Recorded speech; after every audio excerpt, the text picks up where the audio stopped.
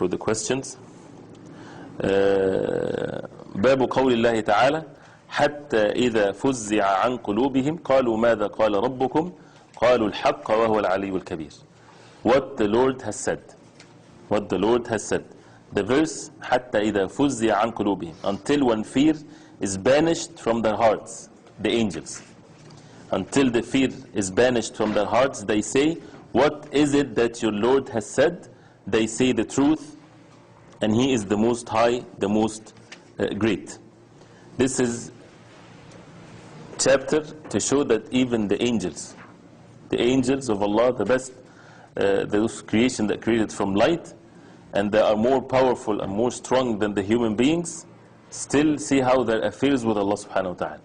That they have the fear in their hearts, as it will come also in the hadith of the Prophet ﷺ, and how they fear Allah subhanahu wa ta'ala, as it's mentioned for example in Surah Al-Anbiya, that they worship Allah subhanahu wa ta'ala constantly and have the fear of Allah subhanahu wa ta'ala, and they are the angels.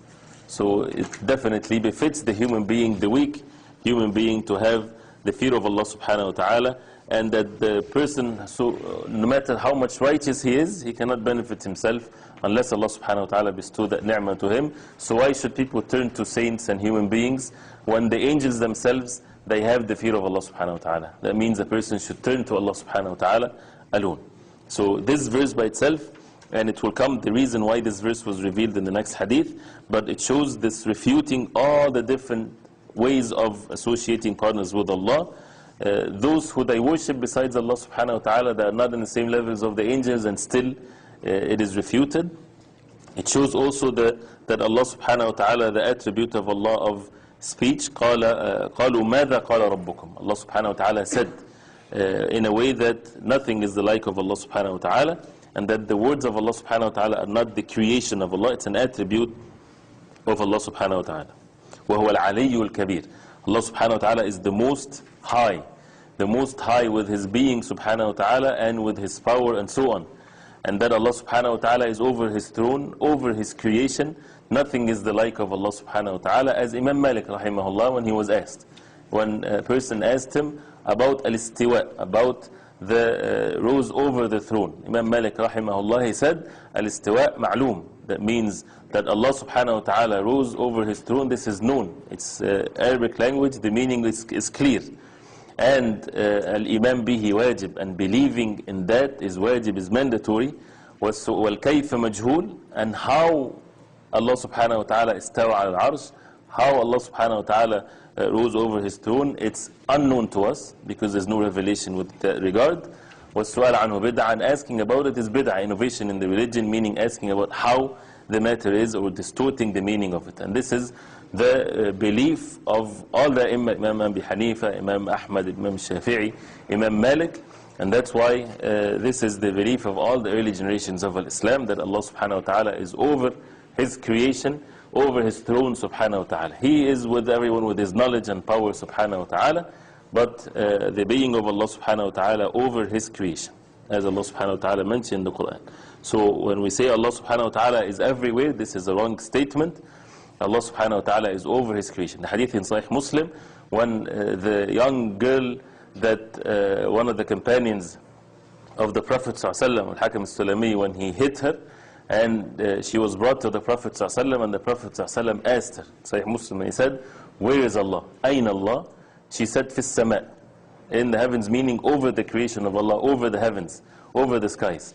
He said, alayhi salatu wassalam, Man ana, who am I? She said, you are the messenger of Allah. The Prophet ﷺ told the companion, أَعْتِقْهَا فَإِنَّهَا مُؤْمِنَةٌ, free her, because she's a believer. So the question is valid, because the Prophet ﷺ asked her, Ayn Allah, where is Allah? And the answer, as it's clearly stated, that He subhanahu wa ta'ala over His creation, subhanahu wa ta'ala, the quality or the attribute of al-ulu, that He is the most high subhanahu wa ta'ala. So this is clearly from the Quran and the Sunnah of the Prophet ﷺ. But why people would fall into the other ways of ta'wil and changing? Because of the problem of resembling the attributes of Allah to the human being. And that's a mistake. We should not resemble the attributes of Allah to the human beings, otherwise we would fall into denying the attributes of Allah.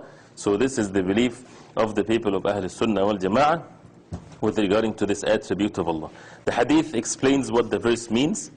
في الصحيح عن أبي هريرة رضي الله عنه عن النبي صلى الله عليه وسلم قال: إذا قضى الله الأمر في السماء ضربت الملائكة بأجنحتها خضعانا لقوله كأنه سلسلة على صفوان ينفذهم ذلك حتى إذا فزع عن قلوبهم قالوا ماذا قال ربكم؟ قالوا الحق وهو العلي الكبير فيسمعها مسترق السمع ومسترق السمع هكذا بعضه فوق بعض.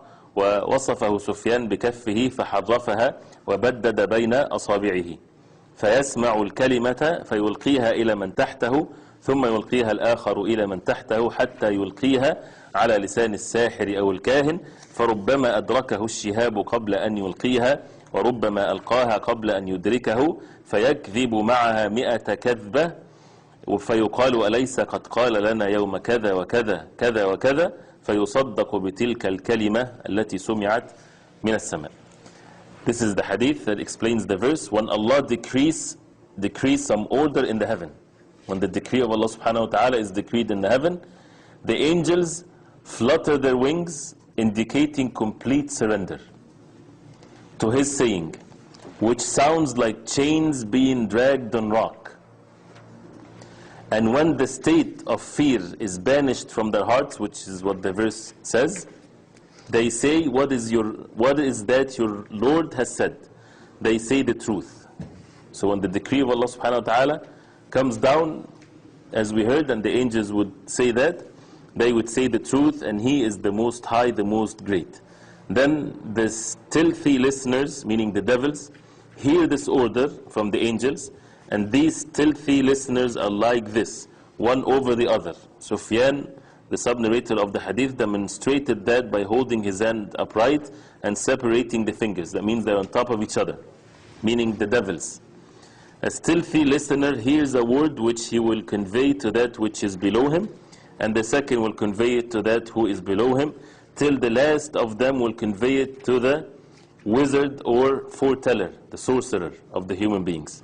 Sometimes a flame, a fire might strike the devil before he can convey it, and sometimes he may convey it before the flame strikes him. Whereupon the wizard adds to that word 100 lies. The people will then say, didn't he, meaning the magician, tell such and such a thing on such and such date? So that magician is said to have told the truth because of the statement which has been heard from the heavens.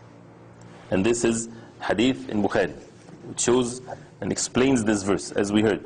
So this is how the devils, they get to hear what the angels would say. They would hear it, but then they would reveal it to the sorcerer, and the sorcerer would never be helped by the devils unless he's a kafir. That's why sorcery is kufr, because they won't help him till he curses Allah subhanahu wa ta'ala, till he abuses the Quran and do all kinds of things, and then they would help him. This is what they get from him. So they would convey one truth of what they heard with 100 lies. And the sorcerer would say something that might happen in the future or whatever there is, and he would have 100 lies and one truth. So when that one truth happens, people only remember that and they forget about the 100 lies. They say, see, he said such and such would happen on the day of such and such. But they forget that he said with it 100 lies. Why didn't they forget about this? This is how the nature of the human being is. And he's a fortune teller.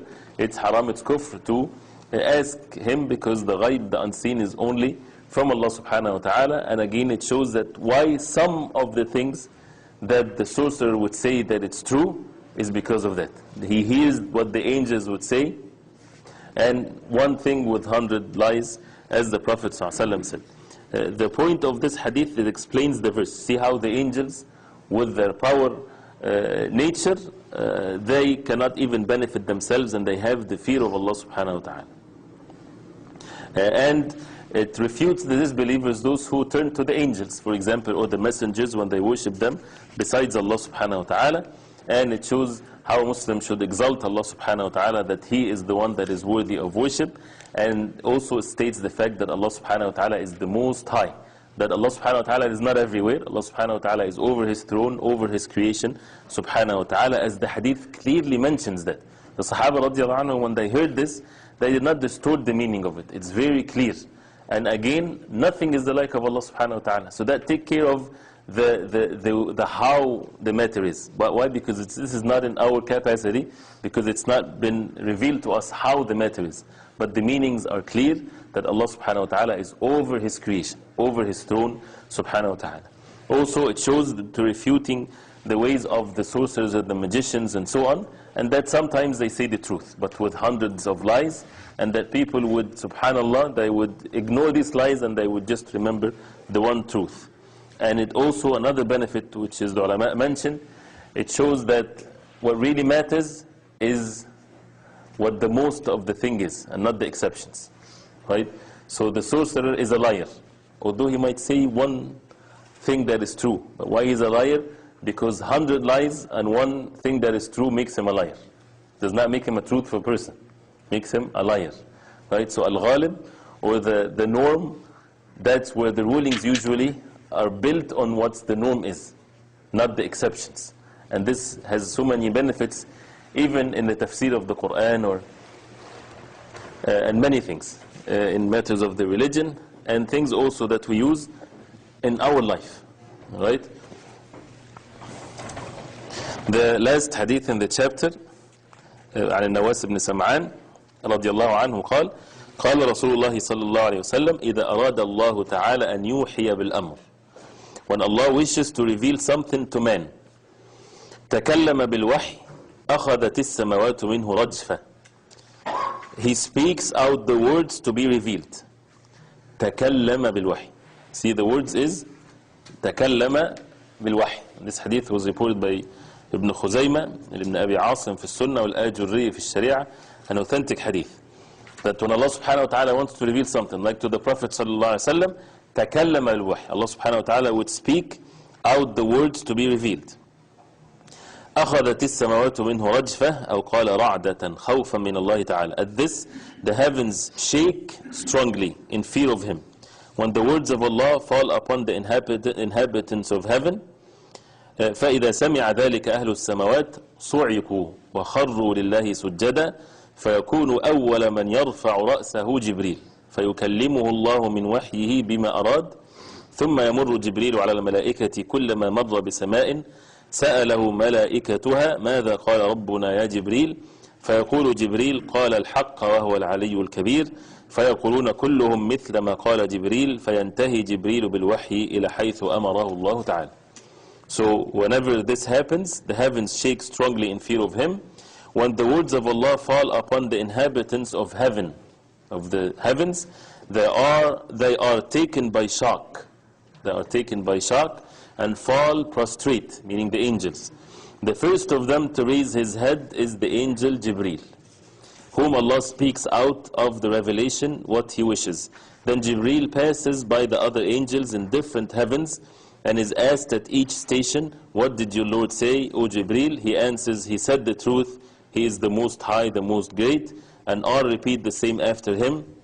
Then Jibreel moves on to the destination with the revelation to where commanded by Allah the Most High. So again, this is another explanation of how the power of Allah subhanahu wa ta'ala and how the status of the angels, although Allah subhanahu wa ta'ala, Jibreel for example, he is the best of the angels and so much powerful, but he's a creation of Allah subhanahu wa ta'ala. And the exaltation of Allah subhanahu wa ta'ala, and also proves that Allah subhanahu wa ta'ala speaks the revelation in a way that fits Him subhanahu wa ta'ala. Nothing is the like of Him, and also states the fact that Allah subhanahu wa ta'ala is the Most High, and the status of Jibreel alayhi salam.